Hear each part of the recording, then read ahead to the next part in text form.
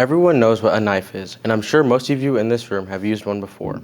It is a simple tool, but very essential and a marker of human progress over thousands of years. The first knives discovered in what is today Ethiopia were simple chiseled flints held by hand or fashioned onto sticks. In other areas, different materials were used, most notably obsidian by ancient Central American tribes. They used obsidian due to its natural brittleness and sharpness. In fact, the first medical scalpels were believed to be made of obsidian. And today they are still used for people suffering from certain chronic disorders and allergies. But humans love to innovate, and over the next thousands of years, different materials and techniques were incorporated into knife making, elevating these simple cave tools to a new status of beauty and elegance. But for all their magnificence, knives ultimately have one purpose: to cut. And a well-kept knife will certainly cut anything. This leads me directly to my first point.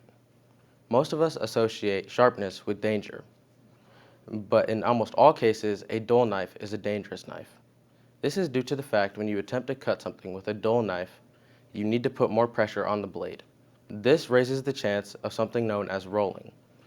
This is when your blade ricochets off of whatever you're trying to cut, and often in cases, it can find something else, such as your hand. A dull knife, unlike a sharp knife, will not cleanly cut you. Instead, it will bruise you before then tearing through your skin, essentially making it the ER's worst nightmare. When using a properly sharpened knife, the chances of rolling are brought way down. But in the case you do cut yourself, the cut will be cleaner, less painful, and easier to recover from. Technique, or knowing how to safely and effectively handle a knife, is the first step in creating a safe cooking environment. When used properly, a knife is invaluable and makes many impossible things possible in the kitchen. But before I teach you how to use a knife, I want to give you a sense of the knives that I have and what I use them for. First, I have my chef's knife. They come in the 8-inch and the 10-inch variety. The chef's knife is the most popular knife and can be found in almost every home across the country. This is mainly because it is the utility knife and can perform the tasks of almost every other knife in this kit, but to varying degrees of efficiency. Next, I have my paring knife. The paring knife is a small knife mostly used for delicate or intricate artistic things, like peeling or trimming fruit. Next, I have my fillet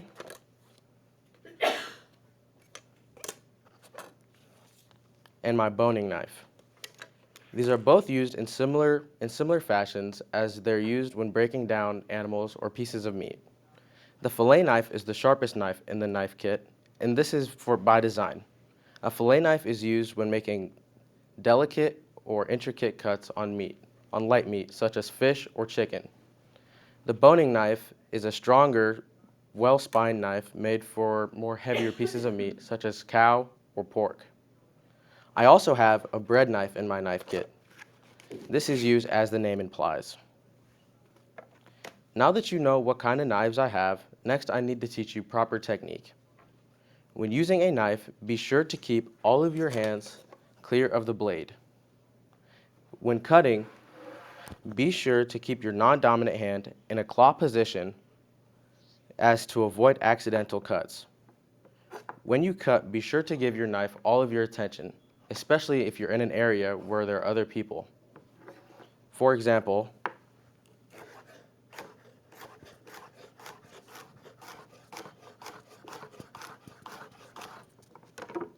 when not using your knives, be sure to store them in a safe space, such as a knife block, a magnetic strip, or in sheaths. Be sure to never put them loosely in a cupboard, as this can raise the chance of you cutting yourself while you're rummaging around. Lastly, be sure to always use your knife for its intended purpose. A knife is not a can opener, a screwdriver, or a toy. Using a knife improperly can raise the chances of personal injury, or you could ruin the blade. You must always have a mindset of respect when dealing with knives. In conclusion, we must remember that knives are a purely indifferent tool, and what and how they cut are quite literally in our hands.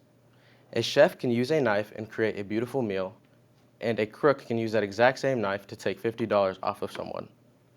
By practicing proper technique, respecting a knife's potential dangers, and using proper maintenance and use, we can ensure that knives continue to benefit humanity for hundreds of years more.